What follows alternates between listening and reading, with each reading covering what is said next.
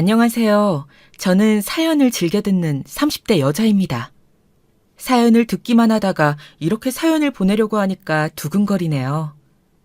시작은 좋지 않은 일이지만 결국에 복수에 성공했으니 좋은 일이라고 생각해서 사연을 보내게 되었어요. 저와 비슷한 상황에 놓인 분들께서 혹시나 희망을 버리지 말고 꼭 복수할 수 있도록 모두 좋아요와 구독 한 번씩 눌러주시고 들어주시면 감사하겠습니다. 저희 아빠는 강남에서 크게 고깃집을 하십니다.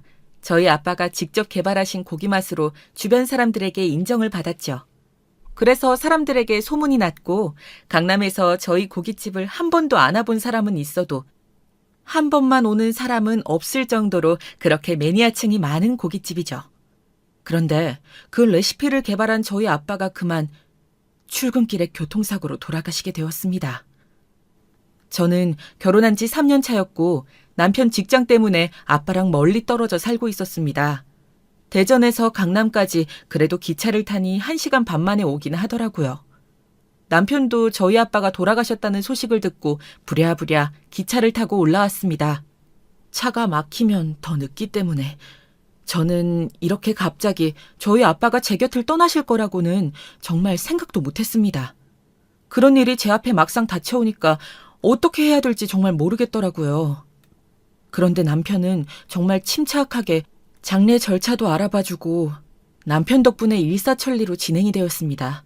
저는 아빠를 잃었다는 슬픔에 제대로 대처하지 못하고 있었는데 옆에서 침착하고 꼼꼼하게 저 대신 장례를 준비해주는 남편의 모습에 참 든든하고 고마웠습니다.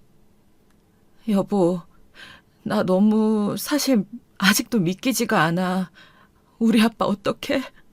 엄마 먼저 보내고 혼자서 나 키우시느라 고생만 하셨는데 이렇게 효도도 못했는데 벌써 가셨어. 나 진짜 앞으로 어떻게 살지? 자신이 없어. 효주야, 지금 네가 많이 놀라고 충격을 받아서 그래. 내가 필요한 절차는 다 준비해뒀으니까 너무 걱정하지 마. 장인어른께서도 효주 네가 그렇게 망연자실하고 슬퍼하는 모습만 보이는 걸 원치 않으실 거야. 천천히 추스르고 나와. 내가 조문객들 맞이할 테니까. 여보가 아니었으면 나 진짜 어쩔 뻔했는지. 정말 고마워. 난 아빠를 보내드릴 준비가 아직 안 된 것 같아. 그런 준비가 다 된 사람이 어디 있겠어. 순서 없이 우리도 언젠가는 장인어른과 같은 길을 갈 거야. 다만 조금 일찍 가신 거지. 먼저 가신 장모님이 참 보고 싶으셨을 거야. 그러니 너무 슬퍼하지 마, 여보. 정말 고마워, 여보. 나 여보 봐서라도 힘 내볼게. 나 대신 이렇게까지 해줄 수 있는 사람 정말 세상에 당신뿐일 거야. 그래, 여보. 효주야, 지금은 우리 장인어른만 생각하자. 남편 덕분에 장례를 무사히 치를 수 있었고 저는 혼절할 뻔했던 정신을 다시금 부여잡을 수 있었습니다. 시어머니와 시아버지께서도 와주셔서 자리를 지켜주셨고 저는 인사를 드리고 다시 들어오려고 하다가 우연히 이야기를 듣게 되었습니다. 들어서는 안 될, 아니죠. 꼭 들었어야 할 이야기를. 다행히 들은 거라고 해야겠네요. 예, 새아가 얼마나 상심이 크니. 아이고, 불쌍한 것. 외동이라 형제자매도 없이 하나 남은 사돈어른까지 이렇게 빨리 가시다니. 효주야, 우리가 네 엄마 아빠나 다름없지 않니? 너무 상심 말고 사돈어른 잘 보내드리자. 어머님, 와주셔서 감사합니다. 그 어떤 말보다 더 위로가 되네요. 아빠가 떠나셨지만 저에게는 어머님, 아버님이 계시니까 혼자가 아닌 게 맞네요. 너무 감사합니다. 아빠 잘 보내드리는 데에만 집중할게요. 그래, 아가. 너무 걱정하지 말고. 사돈어른께서는 좋은 곳으로 가실 거다. 먼저 간 사부인가 그동안의 회포를 푸시겠구나. 너한테는 나랑 집사람이 있으니 너무 적적해 하지 말고. 아유, 그나저나 지금까지 한 잠도 못 잔 거 아니냐? 우리가 여기 있을 테니 조금이라도 눈 붙이렴.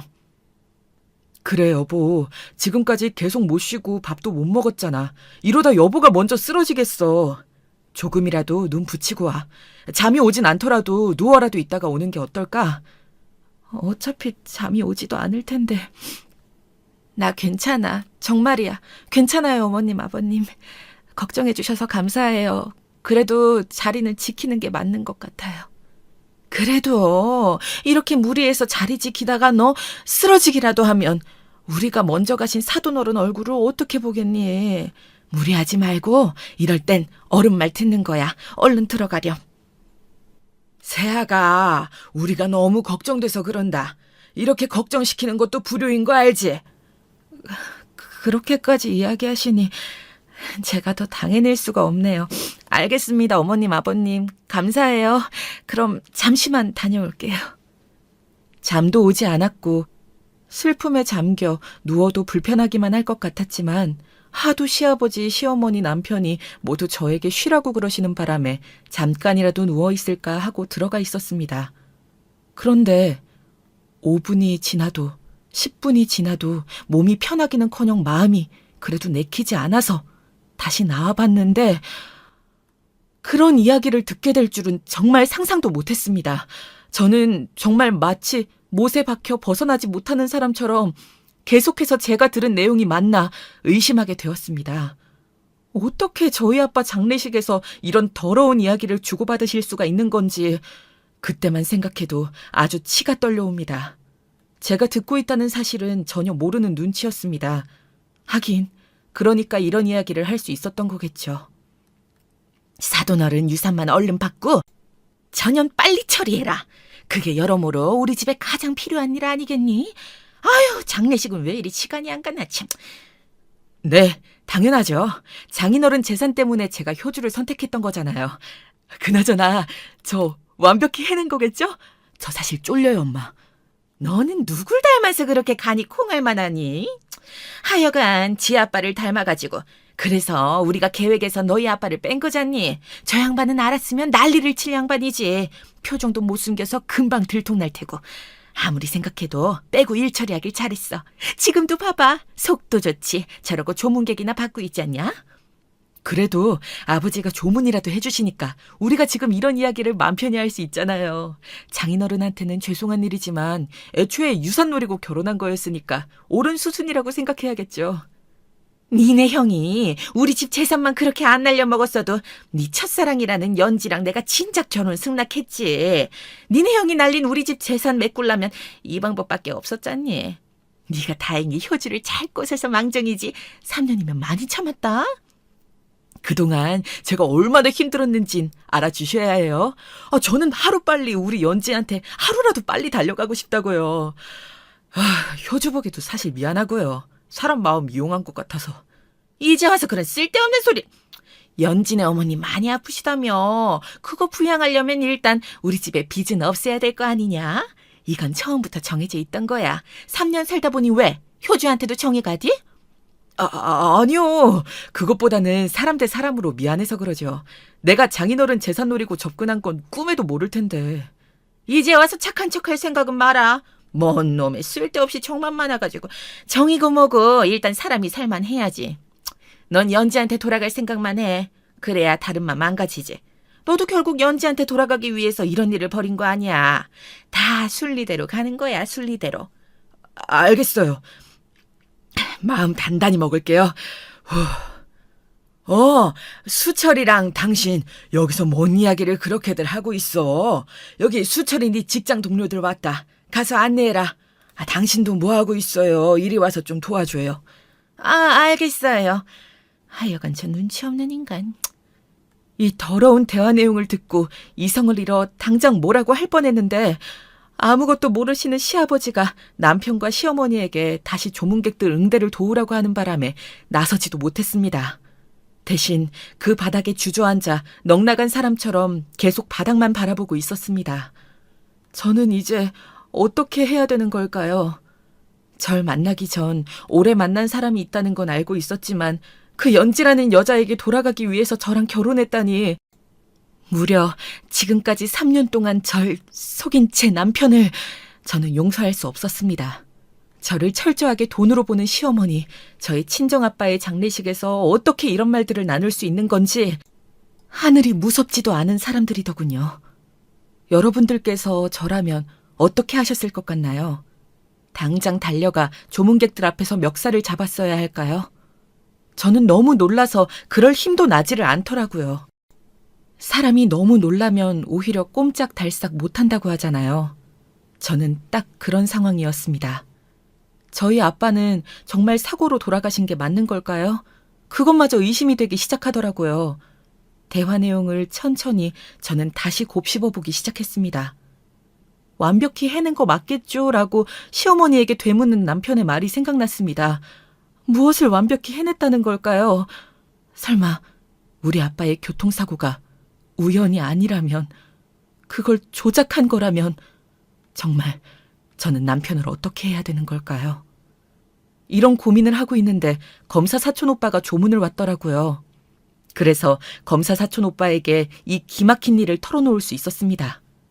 검사 사촌 오빠가 그 타이밍에 온 건 아마 억울하게 돌아가신 저희 아빠가 보내신 것 같아요. 그렇지 않고서는 이럴 수 없지 않을까요? 오빠, 와줘서 고마워요. 정말 딱 맞춰 와준 것 같은데 오빠한테 해야 할 이야기가 있어요. 저 정말 어떡하죠? 너무 무섭고 미칠 것 같아요. 그래, 효주야. 며칠 사이에 정말 수척해졌구나. 좋은 곳 가셨을 거야. 할 말이란 게 뭔데? 너 표정이 왜 이렇게 안 좋아? 오빠, 우리 아빠가 억울하게 돌아가신 걸 수도 있어서요. 잠시 이리로 남편이랑 시어머니가 모르게 이야기해야 돼서요. 잠시만요. 와주세요. 뭐? 억울하게 돌아가셨다고? 좀 더 자세히 말해봐. 사고로 돌아가신 게 아니란 말인 거니? 그게 정말이라면 이렇게 가만히 손 놓고 있을 시간이 없어. 얼른 이야기해봐. 힘들겠지만 차분하게 하나하나 놓치지 말고 지금 이 상황에서든 모든 걸 의심하면서 날카롭게 봐야 해. 오빠, 말할게요. 저 사실 사기 결혼 당했어요. 방금 남편과 시어머니가 하는 대화를 우연히 엿들었거든요. 사기 결혼 당했다는 거. 이렇게 우리 아빠 장례식에서 그 사실을 알게 될 줄은 꿈에도 몰랐지만요. 남편은 저랑 결혼한 이유가 바로 우리 아빠 재산 때문이더라고요. 정말 무서웠어요. 남편이 절 속이고 결혼했다는 게, 아빠 돈을 가로채려고 했다는 게, 시어머니랑 짜고 3년 전부터 계획해온 것 같더라고요. 아직도 온몸이 떨리고 목이 메이네요. 저 이제 어떡하죠? 그게 사실이야? 지금 저렇게 조문객들 맞이하고 있는 저 사람들이? 내가 가만두지 않을 거야. 저 새끼 저것도 남편이라고 시어머니랑 같이 짜고, 사람 새끼가 할 짓이 아니지. 잠깐만요, 오빠. 잠시만요. 아직요. 장례식장에서 이럴 순 없어요. 심지어 남편은 저 몰래 첫사랑 연지라는 사람이랑 아직도 만나는 것 같더라고요. 더 중요한 건 우리 아빠가 사고로 죽은 게 아닐 수 있다는 거예요. 남편이 완벽하게 처리한 건지 걱정이 된다고 했거든요. 이거 단순 교통사고 아닌 것 같아요. 우리 아빠 차 타기 전에 혹시 남편이 무슨 짓을 한 건지 지금 당장 CCTV라도 확인해야 될 것 같아서요. 그래, 일단은 침착하는 게 좋겠다. 장례식장이니까 여기에서 소란을 피울 순 없지. 그래서도 안 되는 거고. 알겠어. 내가 한번 알아볼게. 대한민국에 CCTV가 얼마나 많은데 차 사고 나는 것 이외에 동선 따라가면서 CCTV 확인해보면 분명 덜미가 잡힐 거야. 단순 교통사고로 처리되면 너희 남편이나 고모부 동선까지 경찰들이 체크하지는 않을 테니까. 맞아요. 이건 단순 사고가 아니에요.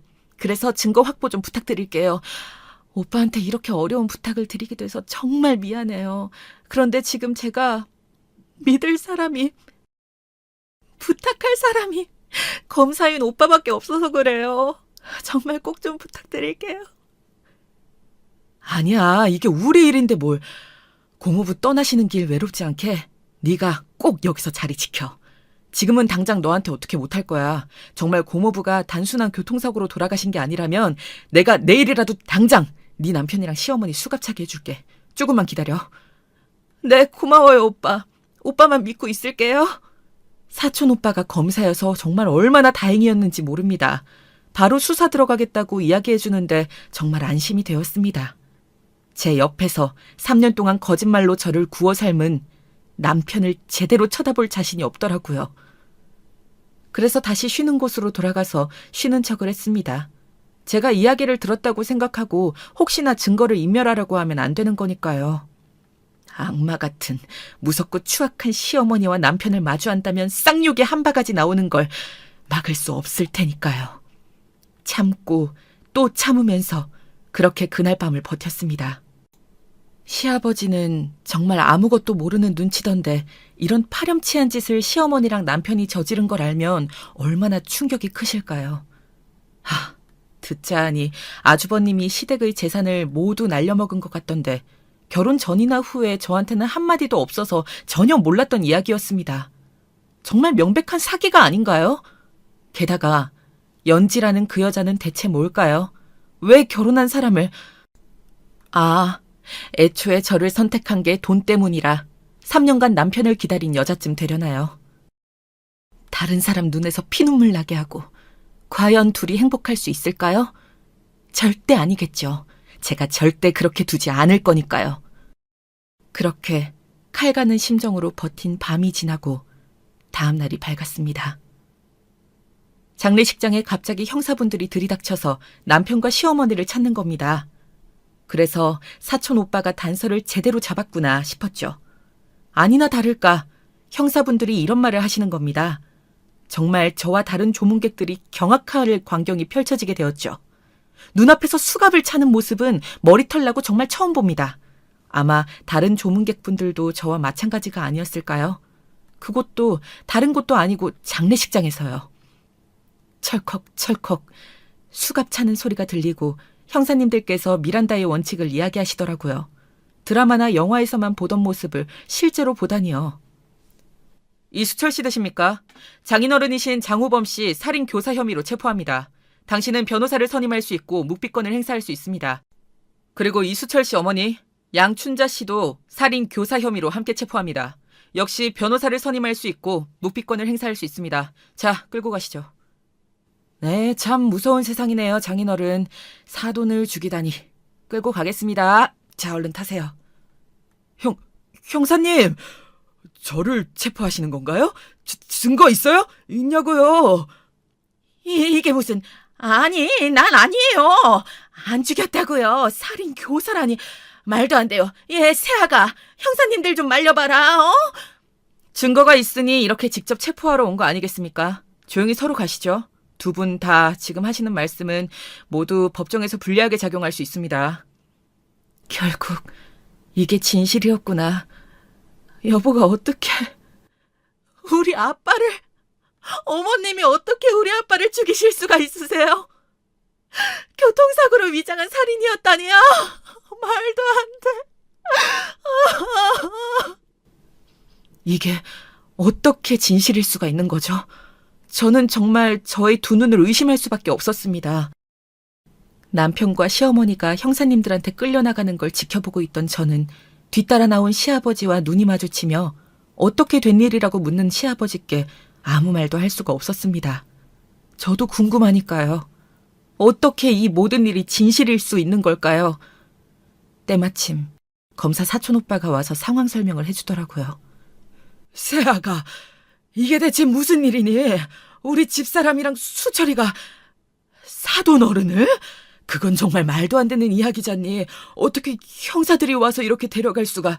나만 이 상황이 이해가 안 되는 거니? 뭐 아는 거 있니? 있으면 얼른 얘기해 주렴. 아버님, 그게... 저도 어떻게 된 일인지 이게 정말 진실이라니 저도 믿기지가 않아서요. 효주야, 방금 연행되었다는 소식 듣고 달려왔다. 생각보다 형사들이 더 빨리 움직여줘서 법정에서 진술 가능하지? 어제 나한테 해줬던 말, 그리고 너희 남편은 CCTV에서 발목을 잡힌 거야. 효주 네 말대로 정말 네 남편이 범인이었어. 고모부가 출근하시기 전에 미리 너희 남편이 와서 글쎄 바퀴에 구멍도 내고 차 뚜껑까지 열어서 뭘 열심히 만지던 게 포착이 되었어. 단순 교통사고로 그대로 종결될 뻔했는데 효주 네가 고모부 억울함 풀어드린 거나 다름없어. 정말 다행이지. 예? 그게 무슨 소리입니까? 왜 우리 아들이 사돈어른 차에 대체 무슨 짓을 했다는 겁니까? 예? CCTV에 정말 찍힌 거 맞아요? 네, 안타깝지만 그게 사실로 드러나서 오늘 긴급하게 형사님들이 연행해 간 것입니다. 이건 엄청난 계획범죄예요. 아드님과 아내분께서 이런 일을 작당하는 동안 정말 모르셨던 거 맞습니까? 오빠, 아버님은 정말 아니셔. 어제 남편이랑 시어머니 대화 들으면서 알았거든. 시아버지는 아무것도 모르셔. 아무 잘못도 없으시고. 아마 나보다도 아버님 충격이 더 크실 거야. 오빠 너무 고마워. 내 의심이 맞았다는 걸 이렇게 바로 알게 되다니. 이건 다 오빠 덕분이야. 오빠 아니었으면 나 혼자 어떻게 이걸 이렇게 금방 알아내서 남편이랑 시어머니를 체포할 수 있었겠어. 어제 내가 들은 대화 녹음은 못했지만 분명 남편이랑 시어머니 폰 뒤지면 증거는 넘치고도 남을 거야. 당연히 법정 진술을 해야지. 그럼 이 모든 게 정말 사실이라는 겁니까? 만니 세아가? 정말 면목이 없구나. 아니 왜 대체 그런 잔인한 짓을. 저도 몰랐는데 아버님께서는 저한테 말씀해 주실 수 있었잖아요. 아주버님이 시댁 재산 홀랑 날려먹은 거예요. 저는 여태껏 아버님과 가족이 아니었나 봐요. 저만 모르는 시댁의 비밀이 있었잖아요. 저 어제 듣고 얼마나 놀랐는지 몰라요. 그 날려먹은 재산 때문에 우리 아빠 재산을 노리고 수철 씨가 저한테 일부러 접근한 거였다고요, 아버님. 저는 이제 어떻게 살아가야 할까요? 어떻게 살 수 있을까요? 사고뭉치 그 녀석 때문에 우리 집 재산이 싹 다 날아간 건 사실이다. 세아가 미리 말 못해서 정말 미안하구나. 사실 알고 우리 수철이랑 결혼한 줄 알았는데 그게 아니었더구나. 그래서 세아가한테 우리 집에 대해 제대로 말해줘야 되지 않겠냐고 했더니 수철이랑 집사람이 극구 말리더구나. 알아서 좋을 건 하나도 없다면서 말이지. 그랬어도 내가 너한테만큼은 이야기해줬어야 하는데 정말 미안하구나. 이미 늦었잖아요, 아버님. 상황을 보세요. 그것만 제가 알았어도 수철 씨한테 넘어가는 일은 없었을 거예요. 수철 씨가 저희 아빠를 죽게 만드는 일도 없었을 거고요. 지금 일어난 거 우발적인 것도 아니고 철저히 계획된 살인이잖아요. 내가 그동안 정말 잘못했구나. 내가 대신 사과하마. 정말 미안하다, 세아가. 용서하라는 말은 못하겠구나. 내가 정신 못 차린 두 사람이 꼭 벌받고 죗값 치르고 나올 수 있게 할 거다. 정말 미안하구나. 당연히 그래야죠. 조금만 더 일찍 알았더라면 우리 아빠가 돌아가실 일도 없었을 텐데. 이 원통함은 대체 누구한테 원망해야 하는 걸까요? 힘들겠지만 일단 서로 가서 그 작자들이 뭐라고 짓거리는지 들어보자. 좀 더 압박해서 전부 자백할 수 있도록 해야겠어. 얼른 다녀오자. 그럼 여기는 누가 지켜? 효주야, 세아가 내가 면목도 없고 염치도 없지만 잠깐이라도 마지막으로 시아버지 노릇하게 해주겠니? 내가 지키고 있을 테니 얼른 다녀오렴. 아버님, 알겠어요. 감사합니다. 금방 다녀올게요. 사촌 오빠는 가는 길에 시아버니만큼은 정말 좋은 분도 맞고 범죄에 가담하지 않은 것 같다면서 착잡하겠지만 마음 단단히 먹으라고 해주더라고요. 저도 같은 생각이었기에 고맙다고 했죠. 서에서 수갑을 찬 채로 마주한 시어머니와 남편은 정말 가관이었습니다. 저를 보자마자 아주 놀란 사람처럼 눈도 제대로 못 마주치더라고요. 남편은 저에게 정말 미안하긴 했던 걸까요? 시어머니는 그렇게 보고만 있을 거냐면서 자기는 잘못하지 않았다고 계속 우기더라고요. 정말 사람이 어쩌면 그렇게 뻔뻔할 수가 있는지. 보고도 믿기지 않는 광경에 저는 더욱더 입을 열 수밖에 없었습니다. 이렇게 가만히 있으면 안 되는 거잖아요. 우리 아빠는 살아 돌아올 수 없는데 말이죠. 죗값 제대로 치를 수 있도록 저는 어떻게든 자신의 죄를 고백하게 만들고 싶어서 더 이야기를 했습니다. 그런데 정말 뻔뻔한 사람들은 여전히 자백 같은 건 하지 않더라고요. 폰을 열어보면 어차피 다 나올 증거들 앞에서도 말이죠. 정말 정신병 걸리는 줄 알았습니다. 어머님께서 죄가 없으시다고요? 저 어제 그 대화 다 듣고 신고한 건데. 모르셨나 봐요. 하긴. 그럼 어떻게 하루아침에 갑자기 형사들이 들이닥쳐서 체포된 건지 앞뒤가 안 맞았을 텐데. 그래서 모른 척 계속 발뺌하실 거였던 거예요? 뭐? 그럼 우리를 신고한 게 다 효주 네가 그런 거라는 거냐? 어떻게 그런 말도 안 되는 거짓말을 해서 시어머니랑 지남편을 이렇게 고생하게 하니?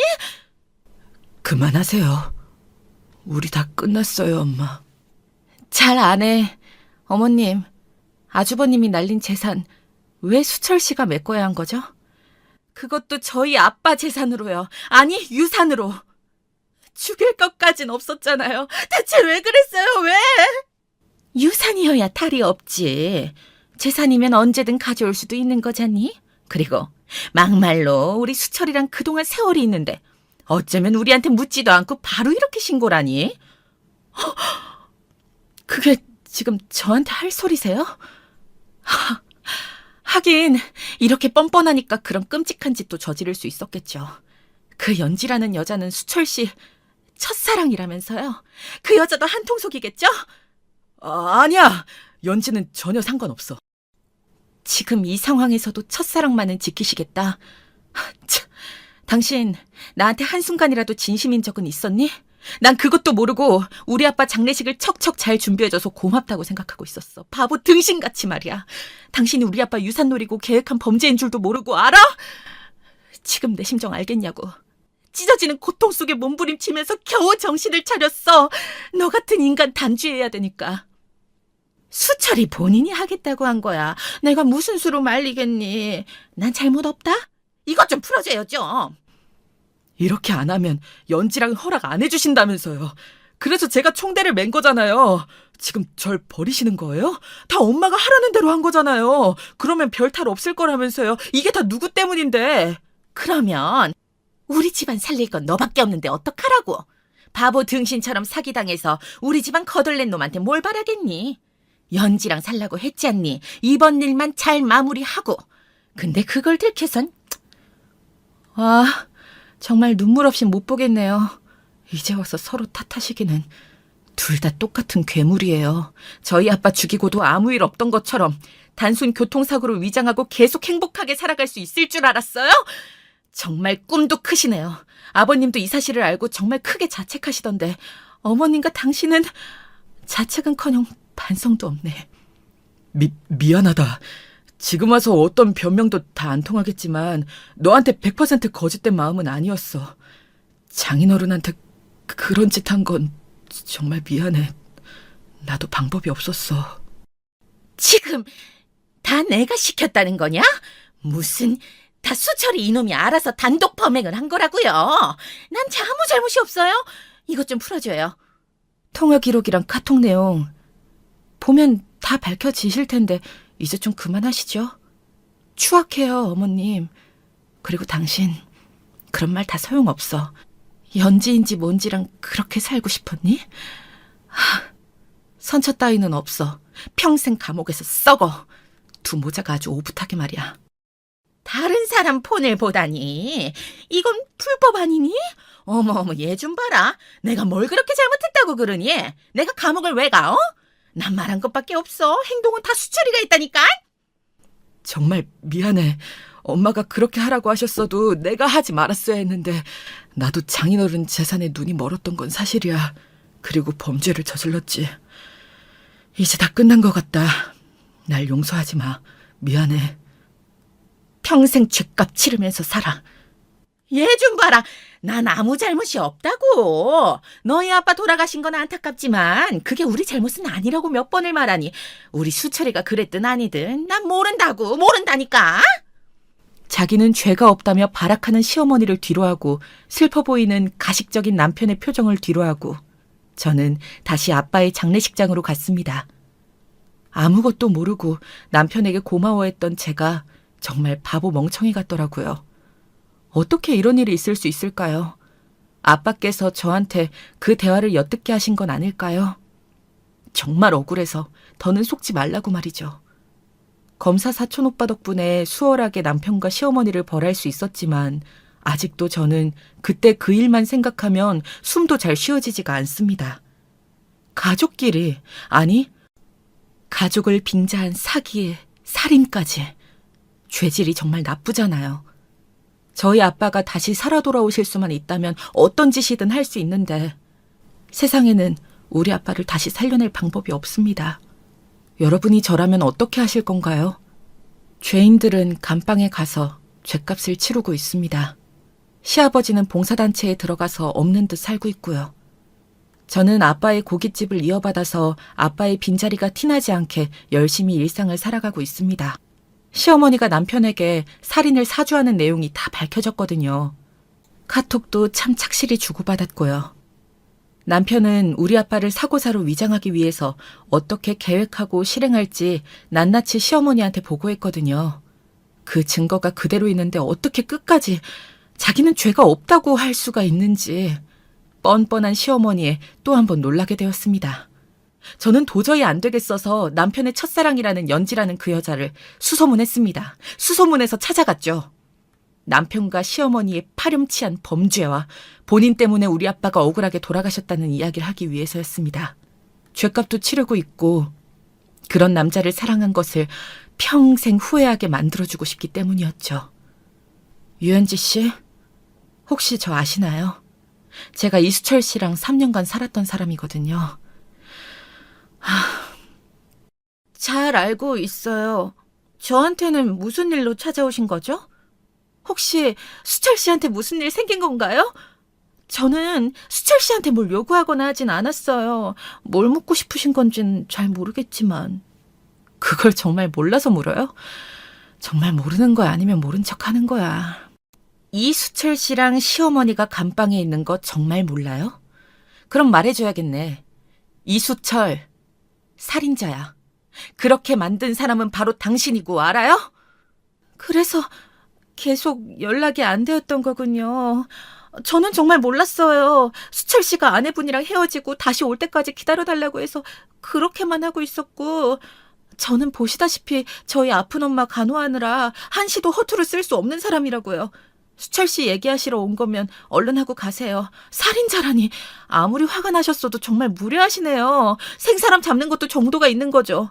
그리고 당신보다 제가 더 좋으니까 만날 수도 있는 거죠. 뭐라고요? 정말 뻔뻔하기 그지없네. 철판 제대로 깔았네요. 하긴 그러니까 불륜을 3년 동안이나 하셨겠지만 그래서 지금 자꾸 몰랐다고 하시는데 내가 그걸 믿을 것 같아요? 그리고 몰랐다고 계속 말하면 있던 죄가 없어진다고 생각하시는 건가요?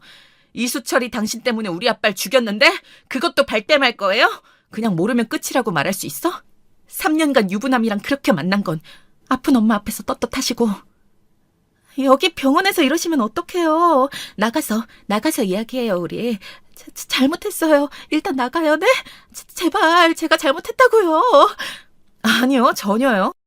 여기서 뻔뻔한 유현지 씨 민낯을 병원 사람들도 알아야죠. 그리고 이런 유현지 씨 어머님께서도 창피 좀 당하셔야 하고요. 딸이 유부남을 만나는 걸 알고도 가만히 놔둔 건 잘한 짓인가요? 네? 대답 좀 해보세요. 대답 좀 해보시라고요. 남의 병원에서 이러시는 건 정말 아니죠. 제가 잘못했다고요. 그러니까 제발 그만. 내 남편 이수철이 여기 있는 유현지 씨랑 3년 동안 바람을 피우고 바람 피운 걸로 모자라 둘이 살겠다고 우리 아빠를 죽였어요. 지금 감방에 가 있고요. 그런데 몰랐다고 발뺌을 하네요. 병원 사람들, 이리 좀 와보세요. 이런 년을 제가 그냥 가만히 두는 게 맞을까요? 드라마보다 더 드라마 같은 일이 바로 여기 지금 일어나고 있다고요. 그러자 병실에 있던 사람들이 수군거리면서 남편의 내연녀와 내연녀의 엄마를 욕하기 시작했습니다. 어떻게 그럴 수 있냐면서 말이죠. 세상이 말세라고 무서운 모녀였다면서요. 유부남이랑 불륜을 하게 두는 엄마가 어디 있냐면서 제정신이 아니라고. 그런 이야기들이 점차 소리가 높아졌고 남편의 내연녀는 병실을 뛰쳐나갔습니다. 견디기 힘들었겠죠. 그 모욕을 참기 힘들었겠죠. 그런데 그 정도 각오도 안 하고 유부남을 만나면 안 되는 거겠죠. 저는 온 병실을 돌아가며 저에게 있었던 일들을 모두 말하고 다녔습니다. 이 병원에서 더 있을 수 없게 만든 거죠. 남편의 내연녀가 사는 곳에도 찾아가 소문을 냈습니다. 제가 겪은 이 고통을 그대로는 아니더라도 어떻게든 느끼게 해줬어야 했으니까요. 이렇게라도 해야 했습니다. 안 그러면 정말 미칠 것 같았거든요.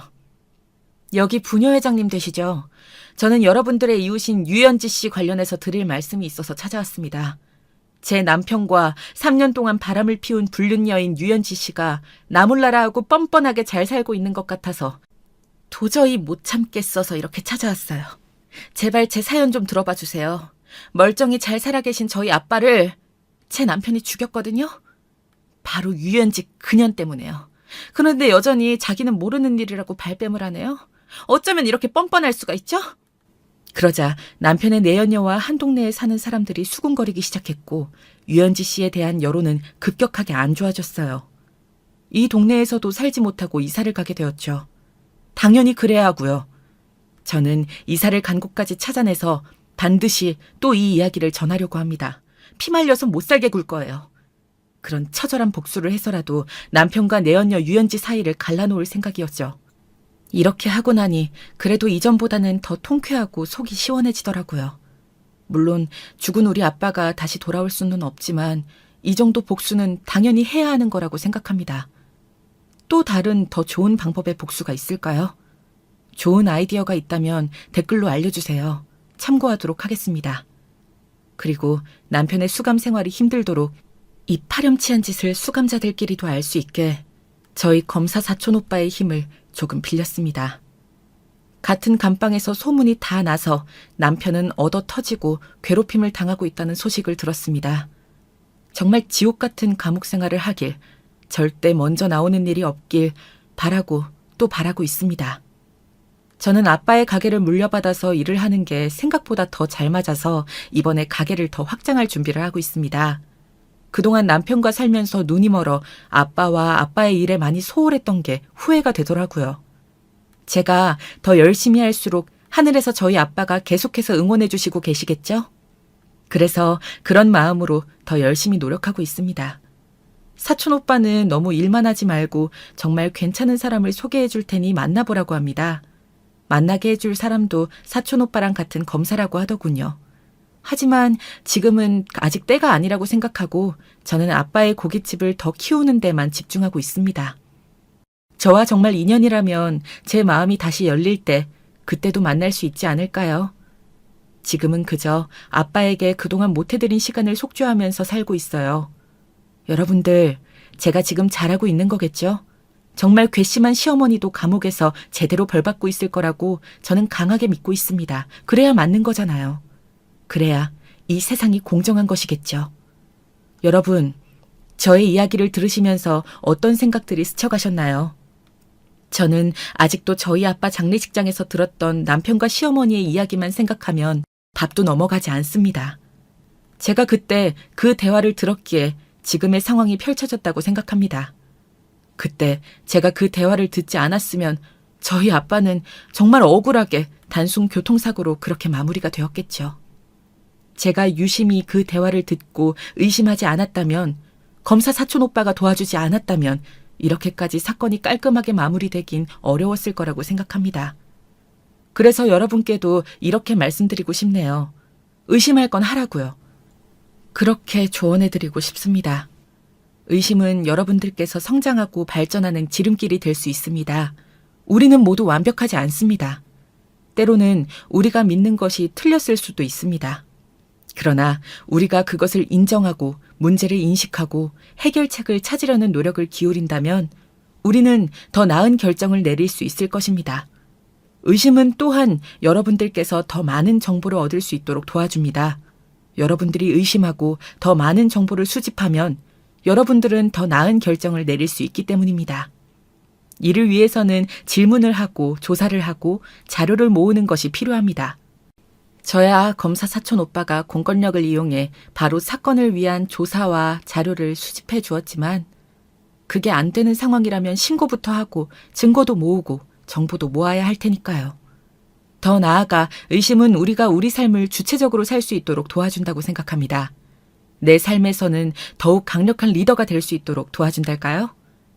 우리는 모두 처음부터 모든 것을 알지는 않습니다. 때로는 혼자서 문제를 해결해야 할 때도 있습니다.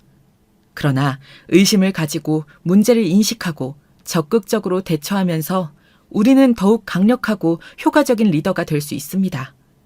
저는 결국 남편과 시어머니를 감방에 보내는 것에서 끝나지 않고 정말 남편의 내연녀가 이 내용을 몰랐는지 범죄 계획에 가담했는지 의심을 했습니다. 끝까지 의심했고 찾아갔기에 내연녀에게 남편과 저 몰래 3년간 불륜을 저지른 것에 대해 온 사람들에게 소문나게 얼굴도 못 들고 다니게 할 수 있었죠.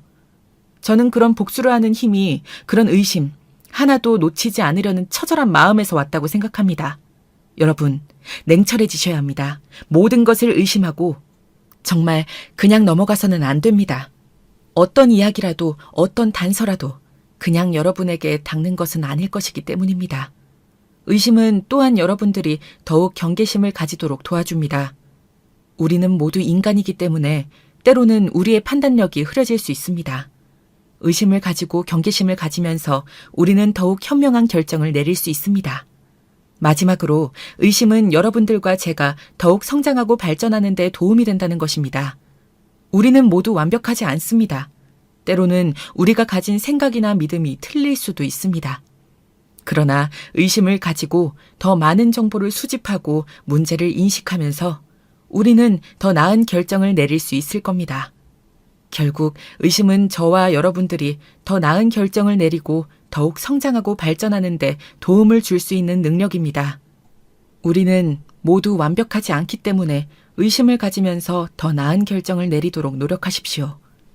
저의 사연이 여러분들에게 이런 복수도 가능하다는 것도 알려드리면서 또 정의가 있다는 것을, 정의가 노력하면 승리할 수도 있다는 것을, 작은 것도 그냥 지나치지 않고 의심하면 길이 열린다는 것을 꼭 말씀드리고 싶습니다. 길고 긴 사연 들어주셔서 너무 감사드립니다. 제게 더 좋은 복수 방법이 있거나 한다면 댓글로 남겨주세요. 저의 행보를 응원한다는 댓글도 달아주시면 정말 큰 힘이 될 것 같아요. 여러분들께서 저라면 어떻게 하셨을지도 한번 들어보고 싶고요. 이렇게 사연을 통해 여러분들과 잠시라도 연결될 수 있어서 행복했습니다. 감사합니다. 모두 좋은 한 주 보내시고요. 사연 들어주셔서 감사합니다. 안녕하세요. 저는 40대 초반을 갓 넘긴 여성입니다. 흔히 결혼은 지옥이라는 말이 있던가요? 결혼 전엔 그 말을 결코 믿지 않았었는데 이제는 무엇을 의미하는지 알게 되었네요. 천국과 지옥으로 갔던 제 파란만장한 결혼 생활 이야기. 허심탄회하게 들려드릴까 합니다. 부디 끝까지 들어주셨으면 좋겠어요. 저는 현재 지방에서 작은 카페를 운영하고 있어요.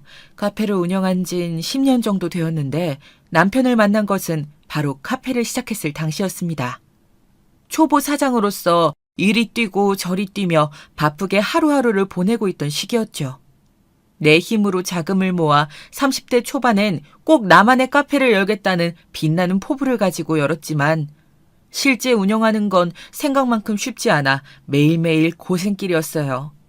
그런데 그때 당시 남편이 저희 카페가 있는 건물에 작은 회사에 다니고 있었어요. 보통 그 회사에 다니시는 분들은 1층에 있는 저희 카페를 자주 애용하곤 했기에 처음엔 남편도 그중 한 사람일 거라고 생각했죠. 왜냐하면 유난히 저희 카페를 자주 찾았거든요. 그런데 어느 날 갑자기 대시를 하더라고요. 카페 냅킨에 자기 전화번호를 쓴 후 그것을 조심스레 제 쪽으로 밀더니 남자친구 없으시다면 연락주세요 하고 말한 후 쏜살같이 도망갔습니다. 다 큰 성인 남자가 귓불까지 빨개져 더듬더듬 말하는 모습이 얼마나 웃기고 한편으론 얼마나 귀여웠는지 모릅니다. 저는 그 모습에 반해 남편에게 바로 연락을 취하게 되었고 그렇게 알콩달콩한 연애를 시작하게 되었어요. 카페가 완전히 자리 잡는 1년 동안 남편은 다방면에서 저를 도와주었어요. 바쁜데 어떻게 왔어요? 혼자 마감하느라 외롭잖아요. 같이 하면 좋죠. 남편의 회사가 당시 바로 위층이었기 때문에 퇴근 후에도 카페에서 저를 기다리다 마감할 때 같이 마감 정리를 한다든지 하는 식으로 도와주었는데 그땐 그게 그렇게 고마웠어요. 저 사람도 회사 업무에 치여 고단하고 힘들 텐데 그럼에도 늘 제 일이라면 두 손 걷고 나서는 모습이 너무 듬직해 보였거든요. 그렇게 사람의 한 단면만을 보고 저는 2년 정도 연애 후 남편과 바로 결혼 이야기를 나누게 되었어요. 그리고 그때 드디어 남편의 시부모님도 남편도 저희 부모님을 뵙게 되었죠. 이때 남편의 부모님, 특히 시어머니는 제가 생각했던 분위기와는 완전히 달랐는데요. 저희 집 재산 수준이나 이런 것들에 무척 관심이 많으시더라고요. 시어머니가 유독 반응한 부분은 저희 부모님이 시골에 사신다는 점이었습니다. 아니, 그러니까 부모님이 시골 깡촌에 사신다고? 깡촌은 아니고요. 그게 그 말이지 뭐니? 난 듣도 보도 못한 이름인데 어머머 세상에 어떻게 그런 곳에 사신다니 불편하지도 않으신가? 근데 시골 그런 구석에 사신다면 돈 나올 구석은 없겠구나. 너 결혼할 때 돈 얼마 갖고 올 거니? 친정에서 얼마나 지원해 주신대니? 네? 사람이 너무 당황스러우면 오히려 할 말을 멈추고 되묻게 되더라고요. 대놓고 얼마 지원해 줄 거냐 묻는 말에 저는 제가 모아놓은 자금의 1,000 정도 보태주신다고 솔직하게 말씀드렸습니다. 그랬더니 바로 시어머니 표정이 험악해지더라고요. 그러면서 혼잣말로 다 들리게 중얼중얼 거리시더라고요. 이거 큰일 났네, 큰일 났어. 카페도 문이 쬐끄만해서 근근히 먹고 사는 수준이겠더만. 내 아들 등골 휘어지겠네, 휘어지겠어. 아유, 이제 와서 반대할 수도 없고 말이야. 집이 그래도 좀 살아야 봐줄만 할 텐데. 시댁이 뛰어나게 부유하다면야 저도 할 말이 없겠어요. 그런데 시댁은 그저 서울에 사는 평범한 중산층 가정이었어요. 시어머니는 작은 사업체를 운영하시는 시아버지 옆에서 평생을 가정주부로 사신 분이셨고요. 그러니 저도 슬슬 화가 나더라고요. 어머님, 초면에 말씀이 너무 지나치신 것 같은데요. 엄마, 왜 이래 정말. 내가 이러지 말라고 그랬잖아. 그만해. 며느리 앉혀두고 뭐 하는 거야. 정말 쪽팔려 죽겠네. 가자, 지연아. 남편이 거의 저를 강제로 끌고 나가다시피 하지 않았다면 아마 제가 시어머니와 한판 붙었을지도 모르겠는데요. 그만큼 너무 놀라고 당황스러워 이런 시어머니가 현실에 존재할 수 있는지 한참을 곰곰이 생각해봐야 했답니다. 사실상 시어머니 이야기는 오늘 사연의 하이라이트나 다름없으니 이 이야기는 기회가 된다면 나중에 자세히 들려드리는 걸로 하고요. 먼저 결혼 전 진행되었던 상견례부터 말씀드릴게요. 저희 엄마와 아빠는 당시 시골에서 시부모님께서 직접 서울에 잡아놓은 상견례 장소까지 차를 몰고 올라오셨어요. 아무래도 장기간 운전을 한지라 엄마와 아빠 모두 피곤하신 상태였을 텐데도 첫째 딸 시집 보낸다 생각하니 그저 떨리는 마음뿐이라며 저를 다독여 주셨어요. 딸만 둘 있는 저희 집에서 제가 처음 시집을 가는 거였거든요. 엄마는 너무 긴장을 해서 그런지 곱게 하신 화장마저 살짝 들뜨셨더라고요. 그런데 그런 엄마와 아빠의 얼굴을 처음 본 시어머니의 첫마디가 너무나 무례했습니다. 아니, 안색이 왜 그러세요? 하얗게 질린 게 꼭 달걀 귀신 같으시네. 설마 서울까지 직접 운전해 오셨어요? 이런 날에 돈 아끼지 마시고 택시라도 잡으시지. 아이고. 단순히 걱정이라기보단 정도가 지나친 말이었는데요. 찌푸러지는 제 인상과는 달리 엄마는 당황해하지 않으시고 오히려 여유로운 미소로 화답하셨어요. 저희가 어제 너무 떨려서 잠을 설쳤더니 안색이 좀 그런가 봐요. 걱정 감사합니다, 사부인. 그나저나 우리 지연이를 이런 좋은 집안에 시집 보내게 돼서 너무 마음이 놓이네요. 사부인은 지연이 말 맞다나 너무 고우세요. 굽긴요. 쭈글쭈글해져서 영 보기 싫은 외모인데요. 어쩐지 시어머니 말투는 툴툴거리는 말투였고 덕분에 분위기는 불편하게 가라앉아 버렸습니다. 그러다 시골에 대한 이야기를 하며 그 분위기를 더 냉수 끼얹은 듯 가라앉히시더라고요. 그나저나 제가 아들한테 살짝 듣기론 시골에 사신다고 들었는데 오시기 힘드셨겠어요. 근데 거기 살만은 한가요? 여기처럼 인터넷도 안 터질 거고 여러 가지 불편하실 텐데 그런 촌구석에 있으면 심심하지 않아요? 아기는 없고 궁금해서 여쭤보는 거예요. 에? 아니에요. 저희는 한평생 도시에서 일만 하며 살아 그런지 여기가 더 한적하고 마음이 좋아요. 일부러 전원 생활을 선택한 걸요. 여기서도 농사 짓고 해마다 바뀌는 풍경 보는 게 별미랍니다. 소똥 냄새만 한가득이지. 위생도 안 좋고 병원 다니기도 불편하세요. 생활 수준이 여기에는 완전히 다른데 사람들이 괜히 서울로 올라오려 하겠어요? 난 냄새만 맡아도 싫던데. 아니, 그런데 이게 무슨 냄새지? 어디서 이상한 냄새가 나는 것 같네? 그러다 일이 터졌는데요. 시어머니가 갑자기 어디서 이상한 냄새가 난다며 저희 엄마와 아빠 쪽을 계속 흘끔거리시는 겁니다. 음식이 걷어지고 디저트가 나올 때까지 내내 그 말씀을 했어요. 당시 화려한 장신구를 주렁주렁 달고 온 시어머니와 다르게 저희 엄마와 아빠는 깔끔하지만 단정한 차림으로 참석하셨는데요. 그게 마치 빈곤의 상징이라도 되는 것처럼 저희 부모님에게서 시골 구석 냄새가 난다는 식으로 행동하시는데 어이가 없어 제가 한마디 거들었어요. 어머님, 아무 냄새도 안 나는데 자꾸 무슨 말씀이세요? 맞아, 엄마. 왜 그러세요? 아무 냄새 안 나는데 심지어 비염까지 있으셔서 냄새도 잘 못 맡으시는 분이? 아니, 그럼 내가 거짓말이라도 한다는 거야? 냄새가 나니 난다고 하지. 당신 그만해. 상견례 자리에서 뭐 하는 거야? 냄새가 난다고 벅벅 우기시는 시어머니 덕에 시아버지까지 나서셔선 무슨 말이냐며 큰 소리를 벌컥 내셨고 그제야 시어머니는 움츠러드는 기세였습니다. 이 분위기는 마치 시어머니 측에서 대놓고 저를 반대하는 것과 다름이 없었어요. 저희 엄마와 아빠 역시 그걸 눈치채고 기분이 퍽 안 좋아지셨고요. 사돈어른, 오늘은 자리가 자리이니만큼 아이들 얘기를 하죠. 그때 아빠가 중간에서 대화 흐름을 끊어내셨는데요. 평소 온화하신 성격이시기 때문에 이 정도면 아빠 역시 상당히 화가 나셨다는 걸 알 수 있었습니다. 저는 아빠의 손을 꼭 잡으며 조금만 참아달란 신호를 보내어야만 했어요. 상견례가 끝나고 나선 내내 부모님을 대놓고 무시한 시어머니의 행동에 남편은 저희 엄마 아빠 앞에서 무릎까지 꿇으며 싹싹 빌었어요. 왜냐하면 친정엄마와 아빠 모두 이 결혼을 다시 생각해보는 게 어떻겠냐며 저를 설득하셨기 때문이에요. 죄송합니다, 장모님, 장인어른. 저희 어머니가 오늘 실수가 많으셨던 것 같습니다. 제가 미리 중재를 잘했어야 하는데 다음번엔 절대 이런 일이 생기지 않도록 하겠습니다. 오늘 사부인 행동이 지나쳤던 건 명백한 사실이라 내가 우리 딸아이 결혼식을 앞두고 많은 생각이 드네.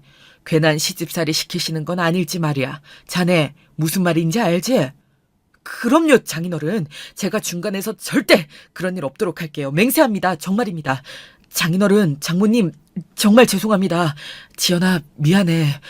너한테도 할 말이 없다. 나도 많이 부끄럽고 민망해. 솔직히 상견례에서 시어머니가 보인 발언과 행동에 저도 결혼을 다시 한번 생각해봐야 하나 많은 고민이 들었지만 남편이 엄마와 아빠가 시골에 내려가신 후에도 제 마음이 혹여나 바뀔까 싹싹 빌었기에 저는 좀 더 이 사람을 믿어보기로 했습니다. 당시엔 어차피 결혼하고 나면 명절날이나 생신이 아니라면 볼 일이 없을 거라 생각했으니까요. 또 남편에 대한 사랑도 한몫했습니다. 그런데 결혼을 하자 이젠 물을 수 없다고 생각했는지 시어머니의 행동은 선을 넘기 시작했습니다. 예, 나다. 그래, 누구긴 누구야. 넌 네 시어미 목소리도 못 알아보니? 몰라본 게 아니고요, 어머님. 무슨 일 있으세요? 다른 게 아니고 내가 지금 너희 카페로 갈 테니까 커피 10잔 정도랑 디저트 고급진 거 비싼 걸로 세팅 좀 해놔라. 내 친구들 싹 데리고 갈 거니까. 네? 지금요? 어머님, 단체 손님은 지금 곤란한데요. 손님들이 이미 계셔서 자리가 나지 않을 것 같아요. 죄송해요. 자리가 나지 않으면 만들면 되지. 뭐가 문제야. 얼른 자리 안 만들어 놔? 이거 중요한 동창 모임이란 말이야. 내가 우리 며느리 소개시켜줄 겸 겸사겸사 니네 카페 매상도 올려주러 가는 건데 너는 애가 왜 이리 야박하니? 저를 소개시켜 주신다고요? 네, 알겠어요, 어머님. 갑작스러운 방문에 당황스러움도 잠시, 있던 손님들을 쫓아내고 자리를 만들라니 황당했지만 절 소개시켜 주시고 싶다는 시어머니의 말을 거스를 수는 없었어요. 얼마나 자랑하고 싶으셨으면 그러실까 해서 조금 기분이 좋기도 했지요. 그런데 막상 열댓 명의 친구분들을 데리고 카페에 도착한 시어머니는 저를 우리 며느리야 결혼식장에서 봤지? 얘들아 얼른 앉자 하며 바로 커피와 디저트부터 찾으시더라고요. 고급으로 준비했냐며 한 번 더 확인까지 하시고요. 시어머니의 집은 저희 신혼집에선 차로 30분 거리, 카페에서도 그 정도 거리에 위치해 있었는데요. 애초에 그리 멀지 않은 거리라 그런지 카페에 방문하시는 일이 잦았습니다. 매상을 올려주기 위한다는 명목으로 친구분들을 자주 데리고 오셨죠. 여기서 문제는 시어머니께서 친구들과 카페에 오셔서 5, 6시간을 죽치고 수다를 떨고 계시면 다른 손님들이 앉을 공간이 부족하고 또 카페 내부가 너무 시끄러워져 기존의 손님들이 떠나신다는 점이었습니다. 저에게는 손님 한 분 한 분이 중요한데 단골 손님마저 떠나니 불안해지더라고요. 어머님, 조금만 조용히 부탁드릴게요. 다른 손님들도 계셔서요. 저희 카페는 조용히 노트북 작업하시는 분들도 많아요. 어느 날은 제가 조용히 다가가 정중하게 귓속말로 부탁드렸는데 말한 제가 민망스럽게 퉁명스레 받아치시더라고요. 아우, 내가 언제 시끄럽게 떠들었어. 아유, 알았어. 아유, 까다롭긴. 조용히 할게. 매상 올려주러 왔더니 며느리 눈치만 더럽게 보게 되네. 그리고 카페에서 무슨 공부를 한다? 그래, 우리 살살 얘기했어. 며느리가 시어머니한테 그러면 안 되지. 이런 반응들이 대부분이었기에 더더욱 제 기분도 상하였습니다. 그런데 더 놀라운 일은 그 다음 이어졌어요. 사실상 이 부분이 가장 화나고 염치가 없다고 느껴지는 부분인데요. 시어머니께서 한창 수다를 떨고 나시면 그냥 자리를 뜨시는 겁니다. 계산은 안 하신 채로요. 어머님, 계산은... 예, 일단 달아놔라. 예? 내가 나중에 붙일 테니까 달아놓으라고. 귀 어둡니? 오늘은 내가 지갑에 깜빡했어. 명자야, 얼른 가자. 나 오늘 노래방에서 한 10대곡은 불러 제껴야겠어. 5, 6시간에 걸쳐 카페 영업을 방해하고 그것도 모자라 외상을 하시는데 이런 일이 여러 번 이어지자 정말 못 참겠더라고요. 무엇보다 제게 카페는 생업인데 일을 방해하는 일이잖아요. 남편에게 대신 전해달라며 토로했어요. 여보, 어머님이 오늘도 가게에서 10만 원치를 또 그냥 공짜로 드시고 가셨어. 아, 정말? 우리 엄마가 또? 아우, 진짜 엄마 왜 그러시냐. 알았어, 내가 처리할게. 남편 역시 이런 이야기를 들으면 괴념쩍고 민망하기 그지없을 겁니다. 어떤 자식이 부끄럽지 않을 수 있을까요? 남편은 그때마다 진심으로 미안해하며 어머니에게 전화를 걸어 그러지 마시라 당부하곤 했습니다. 그런데 시어머니는 참으로 철면피였어요. 아이, 내가 뭐 얼마치를 먹었다고 그러는 거야. 나 고작 커피 몇 잔 얻어먹었을 뿐이다. 그걸 받아내려는 걔가 웃긴 거지. 걔는 가족 사이에 그런 걸 다 받아내야겠다니? 정말 쪼잔스럽다. 어머닌 저를 짠순이 그것도 모자라 속 좁은 며느리로 만들고 그것으로 분이 풀리지 않았는지 남편의 동생인 시누이에게도 이 일을 일러바쳐 한창을 제욕을 해대신 것 같았습니다. 다음 날 시누이에게서 전화가 걸려왔거든요. 남편에게는 시누이가 한 명 있었는데 이직이 취미일 정도로 한 직장에 적응하지 못하고 늘 회사에서 사람들과 싸우고 나와 현재는 백수 상태에 머물러 있는 사람이었어요. 늘 불평불만을 입에 달고 사는 사람들 있잖아요. 시누이가 딱 그 짝이었죠. 이런 시누이가 저를 겨냥하며 하는 말에 기가 막히더라고요. 언니도 참 대단해요. 아니, 우리 엄마가 친구들이랑 콧바람 좀 쐴 겸 일부러 먼 언니 가게 찾아가는 건데 그게 그렇게 속상했어요? 엄마가 언니 자랑도 하고 싶고 하니까 찾아가는 거지. 언니 속 좁게 살지 마요. 그러다 벌 받아요. 아가씨, 말 가려하세요. 지금 누구 보고 벌 받는다는 거예요?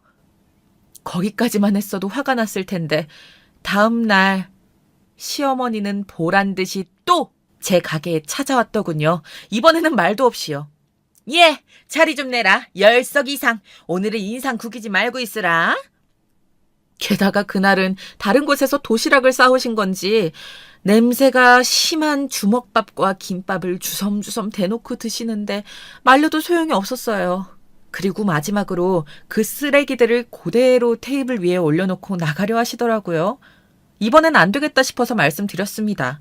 더 이상 외상은 불가하니 일단 지금껏 드신 음식과 커피값의 일부만이라도 정산해달라고 말입니다. 그런데 마침 뒤에 있던 어머님 친구분이 무슨 일이냐며 다가오신 거예요. 시어머니는 그게 너무 창피하셨는지 입술을 꾹 깨물고 부르르 떨더니 제 얼굴을 향해 카드를 집어 던지셨어요. 너 아주 대단하다, 대단해. 이 속 좁은 것 같으니라고. 다른 며느리들은 용돈이나 명품 선물을 주지 못해 안달인데 너는 이런 거에 부득부득 돈까지 받아내려 하니? 웃긴 건 시어머니가 나가시고 카드를 긁으니 잔액 부족으로 떴다는 겁니다. 어처구니가 없어 혼자 마구 웃음이 나올 지경이더라고요. 그리고 그날 카페에서 퇴근해 집으로 들어갔는데 어쩐지 분위기가 어두웠어요. 남편의 얼굴이 먼저 보였는데 약간 불안한 얼굴로 다리를 덜덜 떨고 있었고 그 옆에는 팔짱을 끼고 TV를 노려보고 계시는 시어머니가 앉아 있었습니다.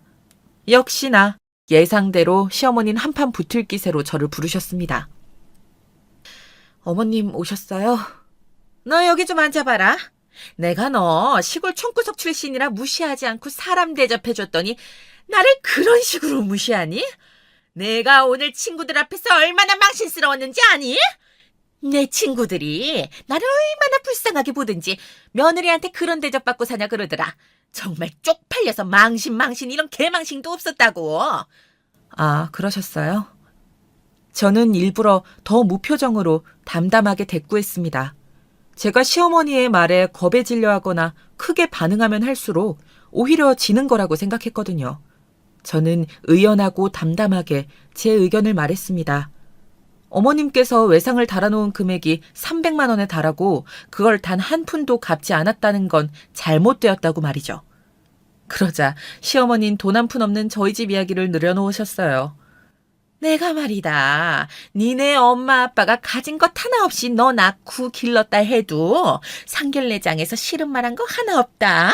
솔직히 말해. 너 뭐가 잘났니? 그저 그런 전문대 나와 고작 커피나 팔고 있는 주제에 내 아들은 그래도 괜찮은 회사 다니고 꼬박꼬박 월급 타오는 성실한 직장인이야. 너 카페 하는 것도 마음에 안 들었어. 그거 언제 망할지도 모르는 사업 괜히 망했다 피보면 어쩌려고. 근데도 내 아들이 하도 좋다고 하니까 허락해 준 거다. 근데 이게 은혜도 모르고.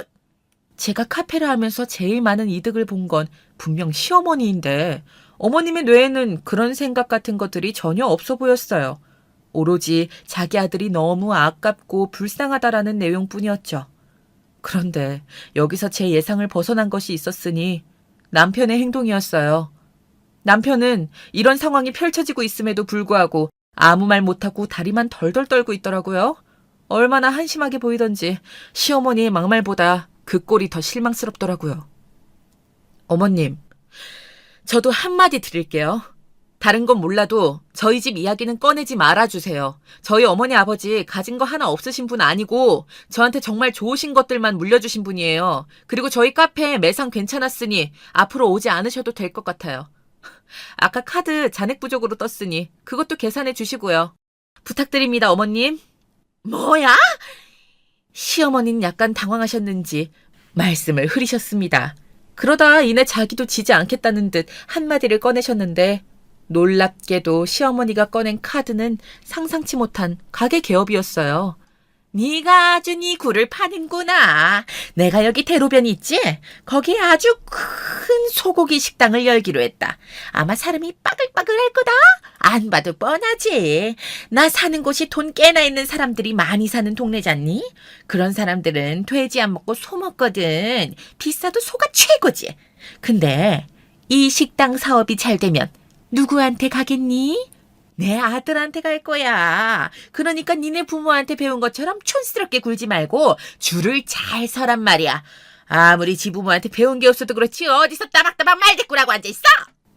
참으로 유치했습니다. 외상값 계산해달랬더니 가게 개업할 거라며 그 가게 받으려면 자기한테 잘하라니 거기다 마지막에 덧붙인 저희 부모님에 대한 모욕은 너무나 치욕스러웠어요. 어머님, 아무리 그래도 부모님 운운하는 건 좀 아니지 않나요? 저희 부모님 관련된 발언부터 취소해주세요. 취소 안 해주시면 저 더 이상 어머님 얼굴 못 볼 것 같아요. 이게 미쳤나? 내가 뭘 잘못했다고 취소를 해? 취소해주세요. 저기 여보도 그만, 너무 감정적인 것 같아. 그리고 엄마, 그건 엄마가 심했어. 왜 갑자기 장모님 장인어른 얘기를 꺼내. 엄마, 아무튼 개업 준비하느라 바쁠 테니까 얼른 가보셔. 가자. 저와 시어머니의 갈등이 팽팽해지자 남편은 이 중간에서 눈치를 보며 시어머니의 손을 덥석 잡아 밖으로 내끌었습니다. 하지만 저는 나가는 시어머니에게 입금부터 해달라는 말로 팽팽히 맞섰어요. 결국 시어머니가 제 머리채를 잡으려 들자 남편이 가로막고 시어머니까지 오신 이후에야 정리가 되기 시작했습니다. 다행히 시아버진 공정하셨습니다. 상황을 들어보시더니 혀를 ጭጭ 차시더라고요.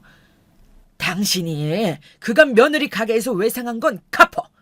이 사람이 뻔뻔해도 정도가 있지 이게 먹튀가 아니고 뭐야. 아니, 내가 무슨 먹튀래. 난 그냥 모임을 가진 거예요. 내가 며느리한테 그 정도 호의도 못 받아요? 먹튀. 시어머니의 행위를 정확하게 지칭하는 단어였습니다. 저는 시어머니를 똑바로 쳐다보며 다시금 사과를 요구했고 사과를 해주시지 않는다면 며느리의 호의는커녕 며느리로서 시댁을 찾아갈 일도 없을 거라 말했습니다. 그러자 시어머니는 시아버지와 남편 눈치를 보다 마지못해 사과를 하시더군요. 그래, 사과한다, 사과해. 됐니? 네 부모 잘났다, 잘났어. 근데 너 마음 그렇게 쓰는 거 어디 뭐 되는 일이 있겠니? 있나 보자. 우리 가게 잘 되면 나한테 콩고물 하나 떨어지는 거 없을 줄 알아? 내 아들 돈 감히 탐내지 말아라. 알겠니?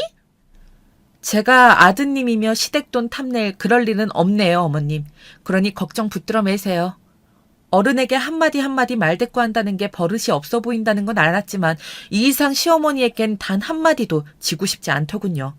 시어머니는 저를 씩씩거리며 노려보았지만 더 무서운 기세의 시아버지의 벼락 같은 불호령에 붙잡혀서 질질 끌려 나가셨습니다. 사실 이대로 시어머니 쪽과 연이 끊긴다 하더라도 저는 괜찮을 것 같았습니다.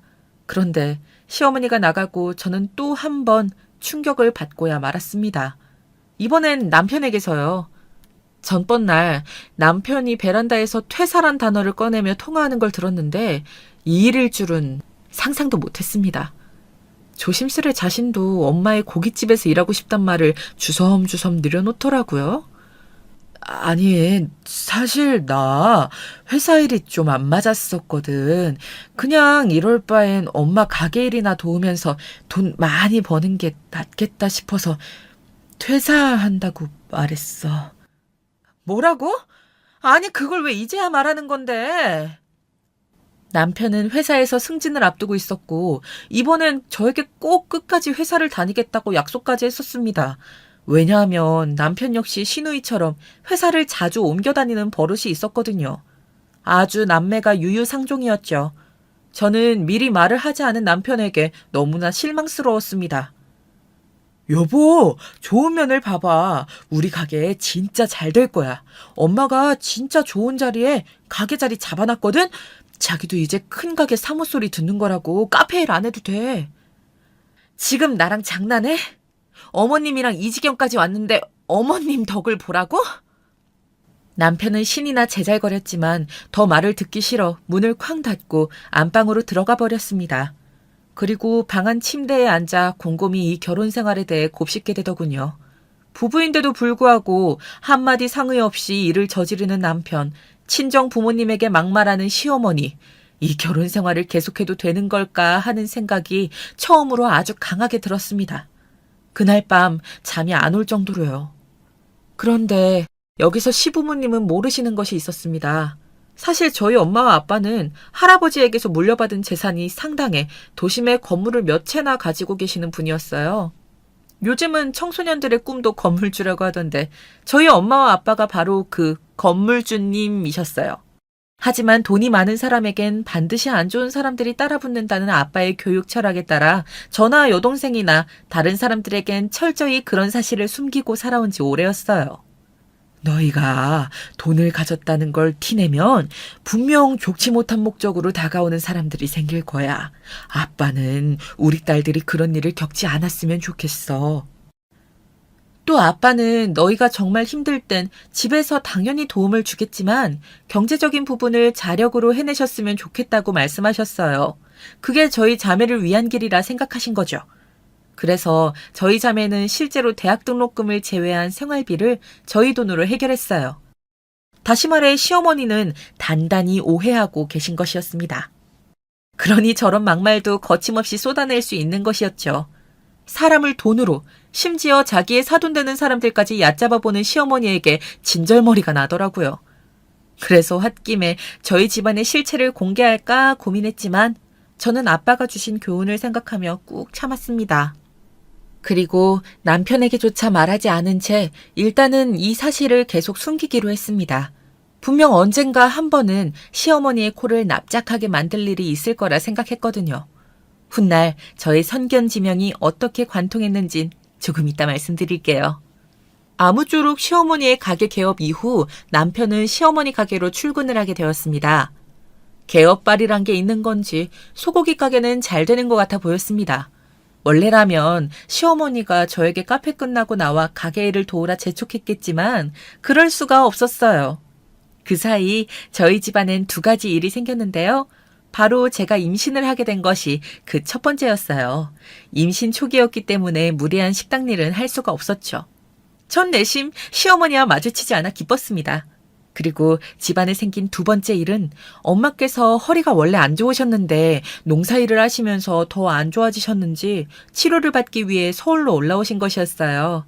당연히 서울에 있는 병원에 다니시기 위해 여기 머무르셔야 했고요. 아니야, 김서방이 불편하지.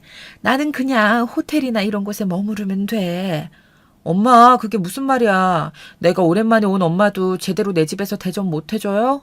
동생도 지방에 살고 엄마를 호텔에 가시게 하는 건 내가 마음이 불편해. 엄마는 저희 남편에게 민폐를 끼치게 하는 일이 될까봐 처음엔 굳고 사양하셨는데요. 제 설득으로 머무르게 되셨습니다. 전 엄마가 최대한 편히 지낼 수 있도록 베개도 매일 세척하고 엄마가 좋아하시는 촉감의 이불도 준비하며 잠시나마 이 짧은 모녀간의 시간을 즐기려 했던 것 같습니다. 그간 시어머니와의 갈등으로 많이 지쳐있기도 했고 저도 엄마에게 이런저런 이야기를 하며 스트레스를 풀고 싶었거든요. 그런데 저희 엄마가 집에 있다는 소식을 듣자마자 갑자기 득달같이 시어머니에게서 전화가 걸려왔더군요. 예, 사부인이 니네 집에 계신다고? 네, 그런데요, 어머님. 이때부터 이미 불길한 예감이 들기 시작했어요. 너네 엄마라는 호칭이 사부인으로 바뀌고 시어머니의 말투가 무척이나 나긋했거든요. 역시나 시어머니는 당황스러운 말씀을 하시더군요. 마치 저와의 냉전은 모두 싹 잊은 것처럼 아주 뻔뻔하게 말입니다. 잘됐다. 그럼 저기 내가 아주 급한 일이 있어서 말이야. 사부인을 잠깐 빌려도 될까? 그게 무슨 말씀이세요? 무슨 말이긴. 우리 가게에 카운터 보시는 아줌마가 갑자기 자기 친언니가 죽었다면서 가게를 관뒀지 뭐니. 그래서 지금 사람이 비는데 아우 너무 급해서 당장이라도 사람이 필요하단 말이야. 사부인도 거기 집에만 계시면 척척하실 거고 내가 돈은 섭섭치 않게 챙겨주마. 어? 사부인도 솔깃하지 않을까 싶은데. 듣자마자 황당하더라고요. 한마디로 시어머니는 다름 아닌 치료를 위해 오신 엄마에게 잠깐 가게 일을 부탁하기 위해 마음에도 없는 부드러운 말투로 전화를 거신 것이었습니다. 그러면서 저에게 부탁하고 싶지만 저는 임신 초기이고 조심해야 할 시기이니 어쩔 수 없지 않겠냐며 은근히 배려하는 척까지 하시는데 그 꼴이 더 보기 싫었습니다. 이런 제안일수록 단칼에 더 거절해야겠다는 생각이 들어 엄마 허리가 안 좋아서 당분간 쉬시는 게 좋을 것 같아요. 아무래도 가게 일까지 보시는 건 무리예요. 힘드시겠지만 사람을 구해보세요 어머님 하고 전화를 끊었습니다. 그런데 전화가 끊어진 걸 모른 건지 시어머니와 시누이가 나누는 대화가 수학이 넘어 들려오더라고요. 아니, 지금 이 언니 뭐라는 거야? 엄마한테 하는 말투가 왜 이렇게 삐딱해? 시어머니한테 이래도 되는 거야? 진짜 기막혀. 아유, 그러니까 말이다. 기껏 시골 구석에 처박혀 있는 사람 생각해서 이런 일자리 제안해줬으면 고마운 줄 알아야지. 하여튼 못 배운 사람들이 원래 저런다? 세상에, 어떻게 이런 험담을 늘어놓을 수가 있을까요? 순간 너무 울컥하더라고요. 저는 전화기를 들어 욱하는 마음에 버럭 소리를 내지르려 했습니다. 그런데 그때 엄마가 다가와 무슨 일이냐 물으셨고 저는 겨우 마음을 가라앉히며 시어머니가 이런 제안을 하셨다고 말했습니다. 그런데 엄마는 잠시 생각하는 듯한 눈치이시더니 자신이 그 식당 일을 대신 보겠다고 하시더라고요. 엄마, 치료도 안 끝났는데 그게 무슨 말이야? 아, 싫어. 절대 안 돼. 안 끝나긴 다 끝났어. 애초에 너 얼굴 볼 겸 핑계 삼아 겸사겸사 올라온 거야.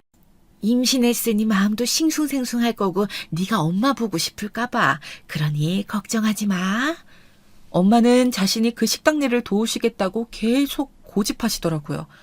제가 마지못해 시어머니와 이러저러한 일이 있었고 그래서 더더욱 시어머니 가게 일은 돕고 싶지 않다고 말했지만 엄마는 은은한 미소까지 지으시며 자기에게 맡겨달라고 하시더라고요.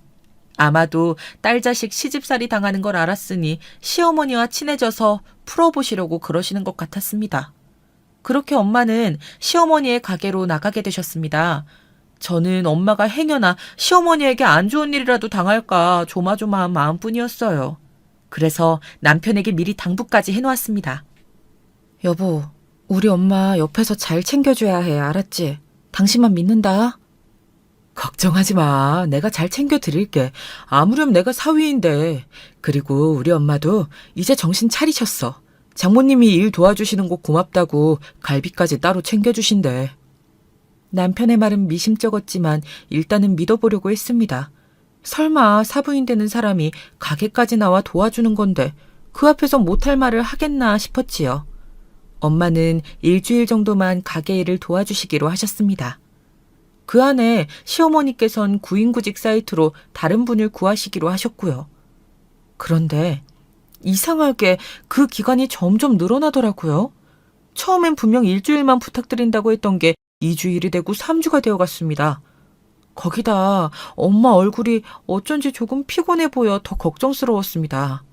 엄마, 괜찮아? 카운터 보는 거 힘들진 않아? 하나도 안 힘들어. 괜찮아. 사부인이 아주 잘해주셔. 앉아서 일도 하실 수 있게 해주고 성품이 사나워 보이셨는데 그렇진 않으시더라. 우리 딸 걱정하지 말고 뱃속의 아이만 생각해. 엄마는 오히려 이 나이에 오랜만에 이런 일도 하니 신기하고 재밌다고 하셨어요. 저는 직접 제 두 눈으로 확인하기 위해 임신 초기임에도 불구하고 시어머니의 식당에 나가 도와드리는 척하며 엄마 쪽을 보기도 했습니다. 그런데 시어머니 손님 맞느라 정신이 없으신지 엄마와는 거의 말을 섞지 않으셨고 엄마 역시 별 힘든 기색 없이 가게 일을 도우시더라고요. 그걸 보고선 저도 모르게 조금 방심을 했던 것 같습니다. 그러던 어느 날 제가 참지 못할 일이 터지고 말았지요.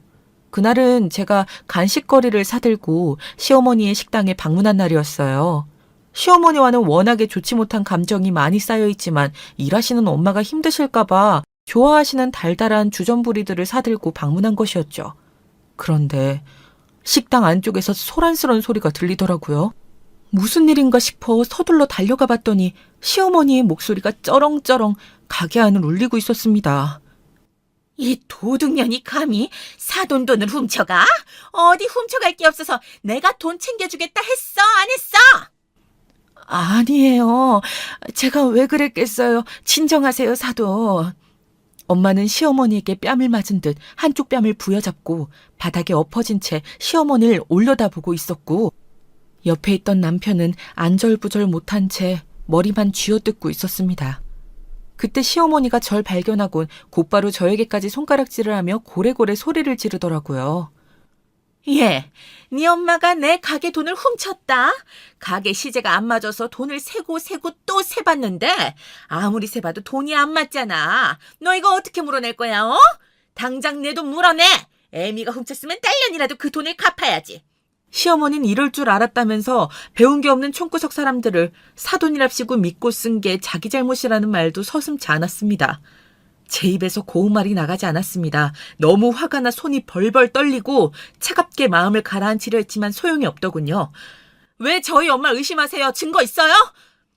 증거가 없긴 왜 없어? 네 엄마 말고 카운터 본 사람이 또 있니? 너 카페에서 내가 공짜로 커피 먹는다고 돈 내놓으라고 했을 때부터 알아봤다. 돈이면 혈안이 되어 있더니 네 엄마도 아주 너랑 똑같아. 집구석이 전부 돈에 눈이 멀었어. 이제 보니 집안 내력이었구나. 그때 시어머니의 말을 듣는 순간 눈물을 흘리며 훔치지 않았다고 하시는 엄마와 아무 행동도 못하고 있는 남편이 겹쳐 들어오며 눈이 돌아갔습니다. 저는 곧바로 시어머니 보는 앞에서 일을 저질러 버렸습니다. 바로 남편 머리채를 잡고 소리친 것이죠. 네 엄마 교육 똑바로 시켜 죽기 전에! 그리고 내가 증거 잡아낼 거야. 만약에 저희 엄마가 훔치지 않았다는 게 입증되면 어머님도 각오하셔야 할 거예요. 저게? 내가 지금 네 엄마 112에 신고 안 해주는 것만으로도 감사해야 할 판에 정신이 나갔나? 저는 시어머니의 모든 말을 무시한 채 엄마를 끌고 정신없이 가게 밖으로 나왔습니다. 오직 딸을 생각해 가게에서 열심히 일했을 엄마를 생각하니 가슴이 더 아파왔습니다. 심지어 시어머니의 만행은 이게 끝이 아니었어요. 엄마는 저를 생각해 말하지 못했던 것들을 그제야 하나씩 털어놓으셨어요. 시어머니가 손님들 보기 좋게 항상 웃고 있으라고 한 것, 조금이라도 표정이 굳어있거나 힘든 기색을 내비추면 와서 웃으라고 소리를 지른 것, 거기다 이 사실을 저에게 이야기하면 임신한 딸 이혼시킬 거라고 입단속 잘하라는 경고까지 했다고 합니다. 저는 너무 화가 나 엉엉 울며 아빠에게 전화해 이 일을 털어놓았습니다. 뭐? 네 엄마가 그런 일을 당했다고? 이런 정신이 썩어도 한창 썩어 문드러진 것들. 당장 서울로 올라가마. 아빠는 바로 서울로 올라오셨고 저희는 집안에 모여 무거운 분위기 속에서 한참을 침묵하고 있었어요. 그 누구도 쉽사리 입을 뗄 수 없을 만큼 무겁고 심각했어요. 전 엄마에게 깊은 죄책감을 느끼고 있었고요. 그런데 그때 엄마가 이런 말씀을 하시더라고요. 네 시어머니 이상한 게 한두 가지가 아니었어. 밤에 네 남편까지 일부러 일찍 퇴근시키고 친구들을 가게로 부르더라고. 그리고 무슨 짓거리를 하는진 모르겠지만 다음날 가보면 아주 식당이 엉망이었다. 그러면서 나한텐 절대 바깥 사돈한테 말하지 말라고 그러더라고. 어? 친구들을 부르셨다고? 가게로? 그때 불현듯 전에 남편이 말해주었던 시어머니에 대한 추문이 스쳐 지나갔어요. 시어머니께서 예전에 한창 친구들끼리 하는 내기 도박을 즐겼다는 이야기가요. 어느 날 시아버지가 우연히 그걸 알아채어 그만두지 않으면 이혼이란 얘기에 겨우겨우 그만두셨다고 했죠. 하지만 한번 도박을 시작하면 영원히 끊지 못한단 말이 있죠. 시제가 맞지 않는 것과 시어머니가 대놓고 저희 엄마를 도둑으로 몰아가신 데엔 이유가 있을 게 분명했습니다. 자신이 가게 돈을 빼돌려 놓고 일을 저지른 게 뻔했어요. 여기까진 제 추측이었지만 확실한 증거가 필요했어요. 언니, 내가 도와줄게. 엄마가 그런 일 당했다는 거 들었어. 우리 집 돈 많아서 좋은 게 뭐야? 이럴 때 써야지. 가게 CCTV는 언니 시어머니가 아마 다 지웠을 것 같아. 일단 내가 아는 사람 통해 손 써볼게. 손을 내밀어준 건 동생이었어요. 동생은 자신이 아는 업체를 통해 증거를 잡겠다고 했고 저희 가족은 간절히 그날을 기다렸어요.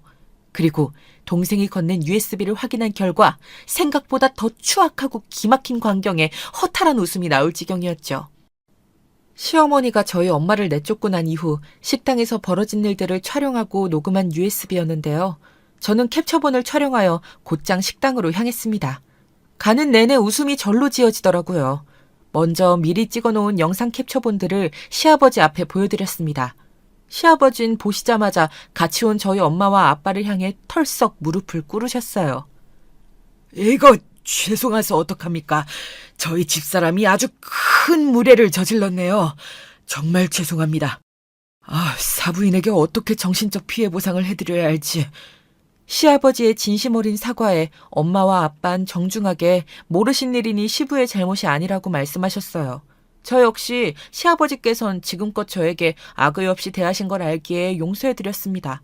그런데 호랑이도 제 말하면 온다고 때마침 경쾌한 풍경 소리가 들리더니 남편과 함께 시어머니가 가게에 도착했더라고요. 시어머니는 벌컥 화를 내더군요. 이 도둑년들이 여기가 어디라고 찾아와? 얘, 너 내 아들이랑 이혼은 각오하고 온 거지? 네가 아무리 내 손주를 뵀다 해도 나는 도둑년 딸이랑은 절대 상종 못한다. 시모는 적반하장으로 이혼을 강요하고 나섰습니다. 같이 온 남편 역시 멀뚱멀뚱 지켜보고 있더라고요. 저런 걸 데리고 지금껏 결혼 생활을 유지했다니 천추의 한이었어요. 전 시모에게 바로 반격을 해드렸습니다. 준비한 자료들을 몽땅 공개하면서 말입니다. 가게에서 남자 끼고 내기 도박하고 즐거우셨겠어요. 뭐야? 이미 시어머니는 뭔가 걸렸다고 생각했는지 당황한 티가 역력했습니다. 그런 시어머니에게 전 불 꺼진 가게에서 내기 도박을 하는 시어머니 모습이 담긴 사진들을 보여주었어요. 안색이 하얗게 질리는 걸 보니 저절로 미소가 지어지더군요. 남편 역시 이게 뭐냐며 입술을 파르르 떨며 체험말 쳐다보더군요. 시어머니는 입을 꾹 다물 뿐 아무 말도 하지 못했습니다. 여기서 끝이 아니에요. 제가 좀 더 정확한 증거를 가져왔거든요. 기대하셔도 좋아요. 그리고 마지막 무기로 쓰려 했던 녹음 파일까지 재생했습니다. 한 여자의 경박한 웃음소리와 함께 음침한 말이 울려 퍼지자 시모도 남편도 머리를 숙이고 있던 시아버지까지 경악할 수밖에 없었지요. 내가 누명을 아주 잘 씌워놨지. 걱정 말어. 우리 바깥 양반은 알래야 알 수가 없으니까. 그러고 보면 내가 머리하는 기똥차게 잘 굴러가. 역시 누나가 최고야. 누나, 이 가게 잘 되면 앞으로도 나한테 용돈 맨날 줄 거지? 그럼 당연하지. 용돈 정도에 내가 매달 팍팍 주고도 남어. 나만 믿어. 나머지 녹취 내용이 더 남아있지만 차마 여기 쓰기에도 추악한 내용입니다. 알고 보니 시어머니는 내기 도박도 모자라 누가 봐도 꽃뱀인 남자와 놀아나고 있었고 남자에게 돈을 빼돌린 것을 들키지 않기 위해 저희 엄마를 도둑으로 몰아간 것이었어요. 그 험한 말을 하면서 말입니다. 무너지는 시아버지의 표정을 보니 마음이 안 좋긴 했지만 어쩔 수 없었습니다. 죄를 지은 사람은 그 값을 받아야 하니까요. 어디서 이런 거짓 증거를 가져와서 너 아주 보통 계집애가 아니구나. 이럴 줄 알았어. 이게 어디 봐서 내 목소리야. 여보, 아니에요. 당신이 속아 넘어가고 있는 거라고요. 이 발칙한 것이 궁지에 몰리니 별짓을 다 꾸며내는구나. 이래서 내가 널 받아주는 게 아니었는데. 제가 어떻게 어머니 목소리까지 꾸며내겠어요. 보기 안 좋으니 그만 인정하세요. 하지만 그때 가슴을 치며 시어머니를 막은 건 남편이었습니다. 엄마 그만해요. 제발. 언제 정신 차리실 거예요. 젊으셨을 땐 내기 도박으로 집안을 말아드시더니 이젠 횡령도 모자라서 장모님께 그런 짓까지 저지르시고. 엄마가 사람이에요? 남편의 절규는 안타까울 정도로 절박해 보였습니다. 아마도 제가 알지 못하는 시어머니의 도박 관련된 가정사가 더 있는 듯 했어요. 그리고 남편의 말에 이어 얼굴이 붉어진 시아버지까지 더 이상은 못 참겠는지 그대로 시어머니의 뺨을 후려치셨어요. 그 짝소리에 저희 친정 부모님은 물론 가게 손님분들도 놀라 정적이 흘렀습니다. 당신이랑은 단 하루도 못 살아! 당장 꺼져! 그날 이후 시아버진 곧바로 시어머니와 이혼을 강행하셨고 저 역시 남편과는 깨끗이 갈라서기로 했습니다. 지엄마 등 뒤에 숨어 자기 와이프 하나 지킬 줄 모르는 마마보이는 더 이상 필요가 없었거든요. 아직 태어나지 못한 아기가 걸리긴 했지만 제 뒤에 친정엄마와 아빠가 있다고 생각하니 너무 부정적으로만 생각하지 않기로 했어요. 게다가 한 가지, 저희 집이 재력이 있다는 거 언젠가 한 번은 쓰일 거라고 말했죠. 전 남편과 이혼 도장을 찍으며 시댁에 당당히 어느 정도의 재산을 가지고 있는지 밝혔습니다. 그러자 그 반응이 얼마나 놀라웠는지 모릅니다. 시어머니가 울며 불며 빌기 시작했어요. 자기가 잘못했다, 다시 돌아와 달라며 돈에 횟가닥 뒤집어진 얼굴을 보이는데 정작 돈에 미친 게 누구인지 사람이 순간 무서워 보이기까지 했어요. 자, 여기까지가 제 파란만장한 결혼 생활 이야기입니다. 앞서 이야기한 것처럼 참 파란만장했죠. 이혼을 결심했을 땐 여러 고민과 갈등이 있었지만 귀한 딸아이와 함께 카페를 운영하며 열심히 살아가고 있는 오늘을 생각하면 참 잘한 결정이었다는 생각이 듭니다. 여러분들도 오늘 하루 알차고 보람차게 마무리하시길 바랍니다.